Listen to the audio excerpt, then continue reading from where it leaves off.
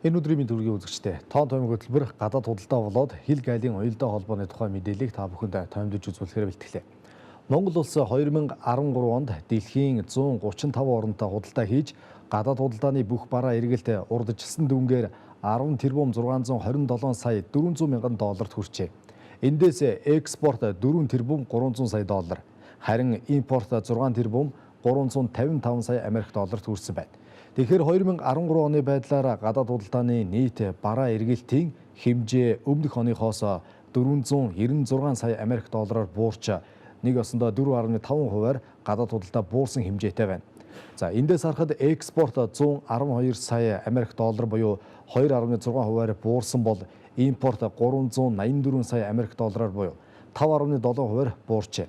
За графикаас та харж байна. Сүүлийн 3 жилд гадаад худалдааны алдагдал 1.7 тэрбум доллароос 2 тэрбум доллар болтлоо нэмэгдсэн байна.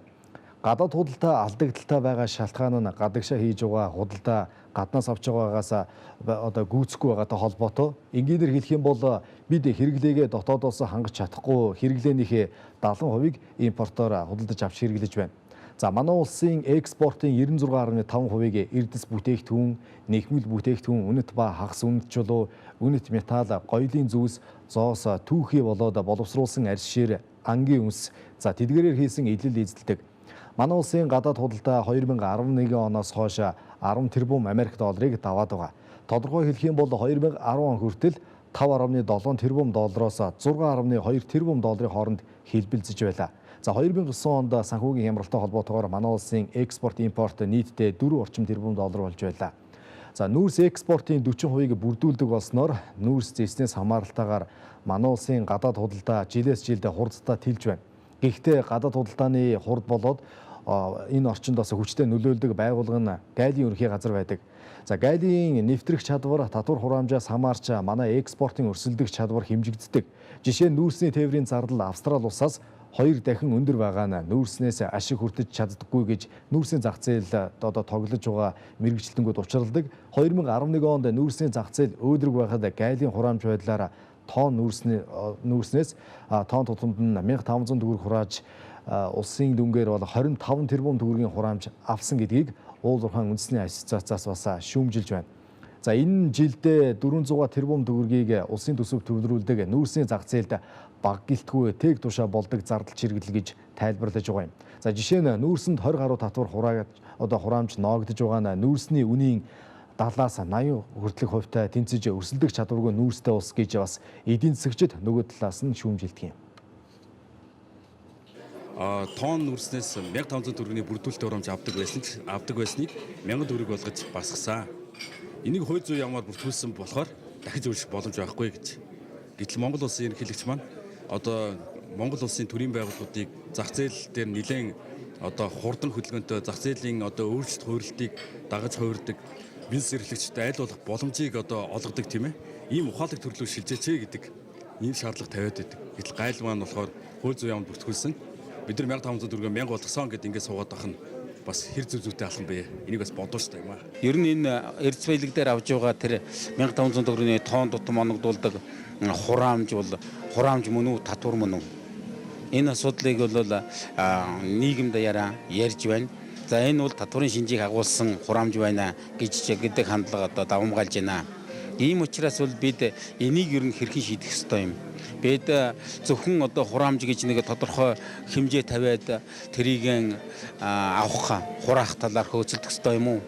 Ер нь гадаад худалдааг тарифын зохицуулалтаар тарифын хуулийг үйлчиллийг өргөтгөж байж зохицуулах уугүй юу гэдэг дээр судалгаа хийж байна. Гайлын ерөнхий газрын удирдлага өнгөрсөн онд солигдож удирдлагын бүтцийн хувьд өөр болж байгаа. За энэ хүрээнд бичиг баримтыг цөөлж гайл дээр бараа таваар саацдаг байдалд өөрчлөлт оруулж ажилласан байна. За жишээ нь 4 төрлийн бичиг баримтыг бүрдүүлэлтээс хасаж ажилласан байна. За гадаад худалдааны гэрээ, үнийн ихэмжлэх тээврийн бичиг баримтыг бас тарифын бус хязгаарлалтанд хамаарах барааны зөвшөөрөл, лиценз, хууль тогтоомжинд тусгайлан заасан байдаг бараанд мэргэжлийн хяналтын байгууллагаас олгосон дүгнэлт гэсэн 4 бичиг баримтыг цөөлсөн байна. Үр дүн нь шууд харагдчихаагүй байгаа. Дэлхийн банкнаас гаргадаг судалгаагаар гайлын үйлчлэгээр манай улс 80-аас 81 дугаар байранд ухарч өнгөрсөн онд бичигдсэн байгаа юм. Улсын төсөв бүрдүүлэлтэнд гайлын ерөнхий газар чухал үүрэгтэй яваа нь бизнес эрхлэгчдэд дарамт учруулдаг жишээнүүдийг гайлаараа байнга үйлчлүүлэхсэд ярьж байна. Жишээ нь сангийн сайдын тушаалаар гадны улс орнуудаас бас гэр орондоо болоод бэлгэнд авч байгаа эд зүйлсээс татвар авах, бас гайлын зөрчил гаргаад хураагдсан эд хөрөнгийг зарлыг нь тээвэр зуучийн байгууллагуудад үүрүүлэх гэх мэт асуудлууд энд бас яригдж байна. Одоо энэ дүрм журам өөрчлөгдөхгүй бол өнөөдөр одоо жишээлбэл хэн нэгэн Солонгос байна, Америкт ажиллаж амьдарч байгаа өөрийнхөө дүүд юм уу хүүхдэд ирүүлсэн одоо бидэг дурсгалын зүйл жижигсэж хэрэглээний бараа хэн нэгэн онлайн худалдаагаар өөртөө хэрэгцээтэй юм авсан юм гэсэн. Заавал татвар авахгүй гэдэг нь эцэст нь Монголын нэг талаас Монголын иргэд нөгөө талаас гайлын байгууллагад ажиллаж байгаа яг фронт дээр ажиллаж байгаа гайлын байцаагч хүн хоёрын дунд одоо үйл ойлголцох байдлыг үүсгэдэг. Манайдаар нэг 12 машин хураагдлаа л да. Тэр зохиосныг айлын шаардлага хангаагүй хууль дүрм зөрчсөн машинд байсан. Нэгдүгээр татвар өндөр гарсан учраас оруулж ирсэн хүн бол татвар төлөхөөс зайлсхийгээл нөгөө машин муу учраас хаяавч. Тэгэл манайд одоо жил гаруй хадгалал нөгөө 12 машин хадгалал тэний хадгалтын хөлс тээврийн хөлс нь олдохгүй уул машиныг уул сураагаад явдаг. Тэр талаар тэгэл бизнес хийж байгаа бидний тохироод өнгөрөх жишээт. Нэг брэнд орж ирэл бидний зах зээл дээр хийж чадах болчтой юу. За биши брэндээ ганцаар орж ирж шүү. Дундуур нь хуурамч хууль бус бүтээгдэхүүн яваад шүүгээ хэлчихээр нөгөө брэндээ бид нар унгаачих гэдэг. Тэгээ аргагүй ихэнд нөөтгөө нууц хаагаал өөрсдөө нэг үн мөн дээр ингээл нэг нааш цааш хөдөлж. Тэнгүүд нөгөө яг ижилхэн хэрнээ нөгөө одоо эксклюзивээр орж ирсэн хууль дүрмийнхаа дагуу орж ирсэн бүтээгдэхүүн маань 60,000 төгрөг зарагдаад байдаг. А хууль бусаар орж ирсэн бүтээгдэхүүн дангуун дээр 40,000 төгрөг зарагдаад байдаг.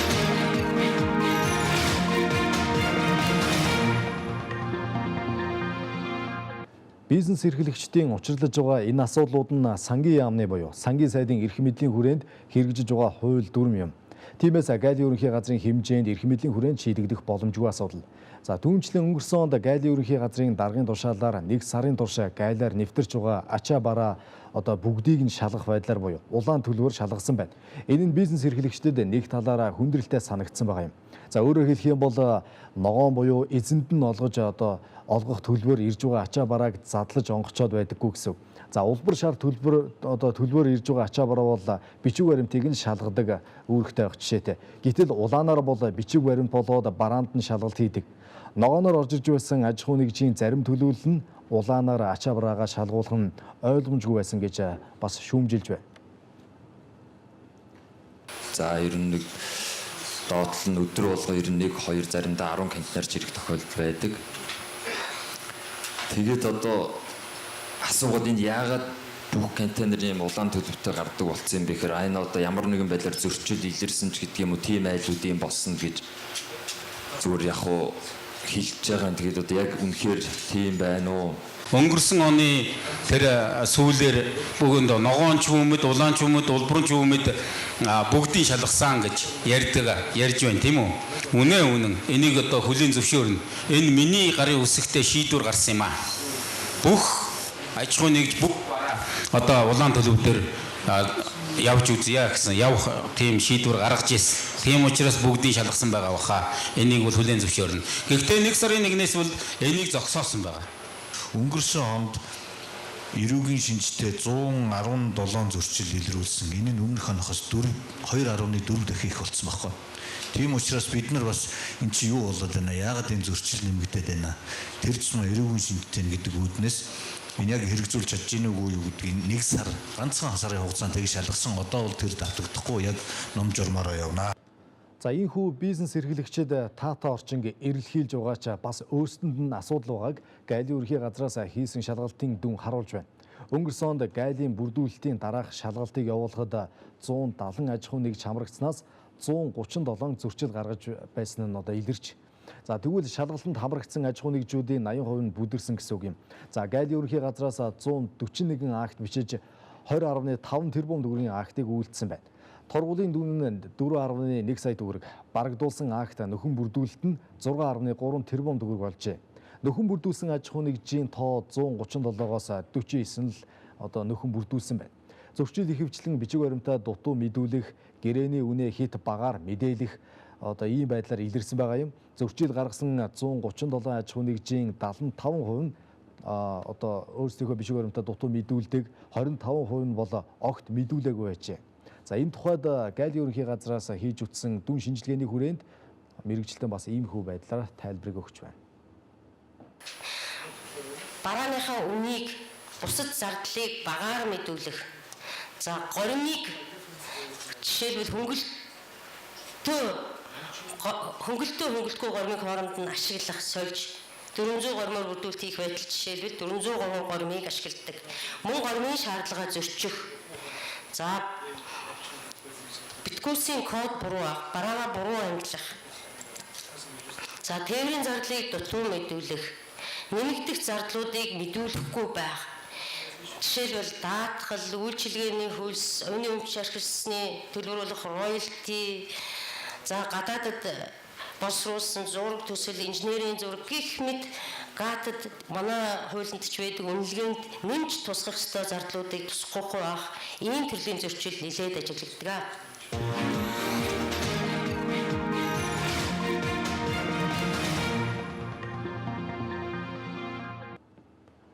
Өнгөрсөн онд одоо бүрдүүлэлтийн дараах шалгалтанд хамрагдсан 137 аж ахуй нэгжээс аль салбарын компаниуд илүү ихээр зөрчил гаргасныг та бүхэнд бас сонирхуулъя.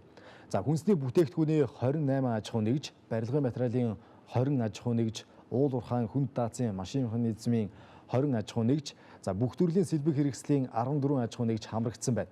Зөрчил гаргаж байгаа аж ахуй нэгжүүд ихэвчлэн гадаад улс орны аль нэг түнштэйгээ байгуулсан гэрээнийхээ үнийг хит багаар мэдүүлдэг байна.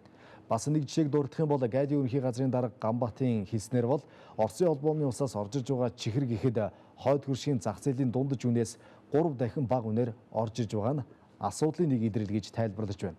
За тиймээс Гайлийн ажилчид нэмэлт бичиг баримт нэгтгэх нь бизнес эрхлэгчдийн дунд үл ойлголцол гардаг бас нэг шалтгаан гэж харагдаж байгаа юм.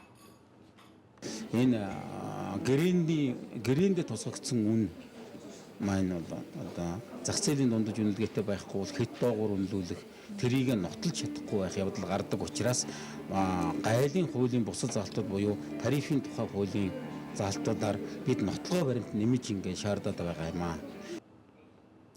Тэгэхээр Гайлийн дараах бүрдүүлэлтийн шалгалтыг хийх зорилго нь бол худалдааны лувертаа буюу далд эдийн засгтаа тэмцэх, нөгөө талаар гадаад худалдааны орчинг таатай болгох, хууль сахилтын түвшинг өндөр байлгах гэх мэтлэн одоо зорилгын хүрээнд Гайлийн бүрдүүлэлтийн дараах шалгалтыг хийдэг юм байна. За Гайлийн бүрдүүлэлтийн дараах шалгалтыг хийснээр бол бичиг баримт болоод Гайлийн одоо сав агуулгад агуулгадж байгаа ачаа барааны бит хэмжээг шалгах, за мэргэжлийн зөвлөгөө өгөх гэх мэтлэн одоо асуудлуудыг нарийн ширээнийг нь тодорхой болгодог. За тэгэхээр Гайлийн тухай болоод Гайлийн тариф татварын тухай шинжилтийг одоо хуулийг шинжлэхээр бас ажиллаж байна. Одоогоор бол Гайлийн ерөнхий газар дээр бол найруулгын түвшинд явж байгаа юм байна. Тиймээс бизнес эрхлэгчтэй уулзаж тэдний санал санаачлагыг нэмэрснээр Гайлийн тухай болоод Гайлийн тариф татварын тухай хуулийн шинжилтийг бий болгож бизнес эрхлэгч болоод Гайлийнхны дунд гардаг үн тооцох тал дээр, татвар хураамжийг оногдуулах тал дээр гардаг бэрхшээлүүдийг бас шийдвэрлэнэ гэж Гайлийн ерөнхий газрын удирдлагуудаас харж байна. За тиймээс хууль эрх зүйтэй холбоотойгоор шинжилгээ хийснээр цаашдаа Гайлийн ерөнхий газар хуулийг өндөр түвшинд сахин хамгаалж бизнес эрхлэгчдад бас таатай орчинд бүрдүүлж хамтран ажиллах тал дээр бодлогыг барьж ажиллана гэдгийг Гайлийн ерөнхий газрын дарга бас тайлбарлаж байна. Харамсалтай нь бас нэг бодит байдал дээр Хятадын ямар ч компанитай, Оросын ямар ч компанитай гэрээ хэлцэл хийхэд хэдээр үнийн тавих вэ гэдэг асуулт тавьдаг. 100 төгрөгөөр авчихад 3 төгрөгөөр тавьсан ч тавиулж болдог.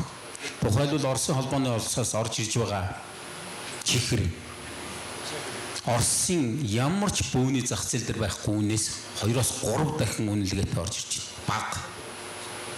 Хэрэгцээ Оросын ямар ч зах зээлийн тэр бүх бөөний сүлжээнд байхгүй үнээс 2-3 дахин бага үнээр манай найз нар яаж авч чадаад байна? Ер нь чихэр бараг тийм байх шүү. Бид энэ дээр судалгаа хийгээд Оросын холбооны улс Хятадын гайлын байгууллагуудтай статистик тулгалтуудыг хийдэг. Жил болгон хийдэг. Асар аймаар цочирдмор зөрөө гарч ирдэг байхгүй юу? Тэгээд энэ зөрөөг бид нар зүгээр үлдээчихдэг. Ардаас нь зөрөө юунаас болж гарваа? Аль тал дээр тэр одоо бүртгэлийн алдаа байна уу? Ангиллын алдаа байна уу? Үнэлгээний алдаа байна уу? Цаг хугацааны алдаа байна уу гэдэг дээр эргэж судалгаа хийдэг. Тийм учраас хамгийн гол юм байна шүү. Бид та нартай итгэл үзүүлмээр байна гэдэг шүү дээ. Та нар маань үнэхээр зах зээлийн тэр дундаж үнэлгээндээ зохицсон үнэлгээтэй байхгүй бол бид итгэж чадахгүй байна. Худалдааг хөнгөвчлөхөд хамгийн ихэнд хийх алхмуудыг та нэрлэхгүй юу? Өмнөх уулзалтан дээр яг энэ асуудлаар нь ямар асуудлуудыг бизнес эрхлэгчид гол олгон тавьж ирсэн бол? Худалдаа хөнгөвчлөгч гэхлээр гайлын байгууллагаас хийж байгаа гол ажлууд бол нэгдүгээрт нь одоо улсын их хурлаас гайлын хууль өөрчлөлт оруулаад бичиг баримтыг зөөлсөн байгаа шүү дээ. За энэ бичиг баримтыг зөөлсөн дээр бол нэг гардаг асуудал бол цөөлдсөн байхад нэмэлт бичиг баримт шаарж ийн гэдэг нэг гомдол гарч байгаа. За энэтэй холбоотойгоор хэлэхэд нэгдүгээрт нь бол энэ гайлын бичиг баримтыг цөөлсөн хуулийн өөрчлөлт орсноос хойш гарч байгаа зарим хуулиуд дээр бас тухайлбал хүнснүү хууль, биржийн тухай хууль гэх мэт хуулиуд дээр бас бичиг баримтлах шаардлагатай тухай заалтууд орж байгаа. Нэг талаас хэрвээ одоо тухайн гадаад худалдаа эрхэлж байгаа аж ахуйн нэгж байгууллага маань хилцлийн үнээр одоо яг өөрийнхөө гэрээний үнээр бараагаа өндүүлэе гэж үзэж байгаа. Тэгээд тэрийг нотолж чадахгүй байгаа тохиолдолд бид нар манай нэгдэн орсон олон улсын конвенцийн дагуу холбогдох бичиг баримтыг шаардлагатай болдог. Тэрнээс бусад тохиолдлууд бол бид одоо илүү бичиг нэхгүй байх тал дээр онцгой анхаарч байгууллагуудаа анхааруулж байгаа. За дараагийн худалдаа хөнгөвчлөх чиглэлээр хийж байгаа нэг том ажил бол энэ эрсдлийн удирдлагыг хэрэгжүүлж байгаа. Түрүүнд одоо ингээд өнгөрсөн 5 жилээр үзэхэд гадаад худалдааны эргэлт ер нь 3 дахин өссөн байгаа. Гэтэл гайлын байгууллагад ажиллагчдын тоо бол нэг 30-аас 40 хүнээр өссөн харагдаж байгаа. Тэгэхээр энэ ачааллыг яагаад дааж ийм гэхээр бид хэрвээ өмнөх шиг бүх барааг шалганаа бүгдийг үзнэ гэх юм бол ахаад хүнээ бас 3 дахин өсгөх юм уу ийм л асуудал гарах хэвээр. Бид энийг яаж давж ийм гэхээр худалдааг аль болохоор хөнгөвчлөөд эрсдлийн удирдлага нэвтрүүлээд аль болохоор хяналт шалгалтгүй нэвтрүүлснээр энийг давж байгаа. Энэ хуулийн төслүүдэд тусгах санаануудыг бизнесээс авъя.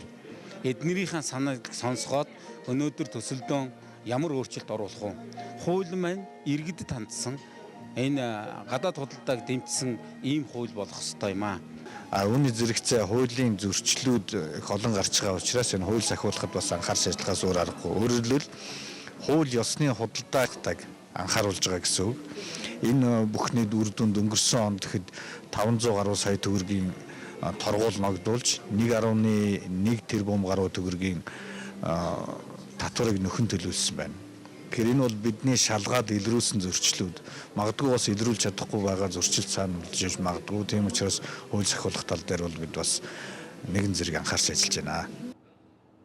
Тэгэхээр гайлын тухай болоод тариф одоо татварын тухай хуулийн шинжилгээг бий болгосноор цаашдаа гайлын ерөнхий газрын энэ үйл ажиллагааг олон улсын жишгт хүрэх гайлын үйлчлэгээ нэвтрэх чадварыг бас дээшлүүлэх юм боломж хууль эрхцэн орчинд бас нэг алхмаар ч гэсэн дээшлэх боломжтой гэж харж байна. Тэгэхээр өнөөдөр гайлын одоо хуулийн төслийн гол бүтцэн нь бол гайлын алба, за түүний тогтолцоо үйл ажиллагаа болоод гайлын хяналтыг тодорхой болгох, за гайлын зөрчил илэрсэн тохиолдолд одоо хүлээлгэх хариуцлагыг бас ил тод тодорхой болгох, одоо хүлээлгэх хариуцлага нь ямар байх вэ гэдгээ одоо тооцох боломжтой болно гэж бас харж байна.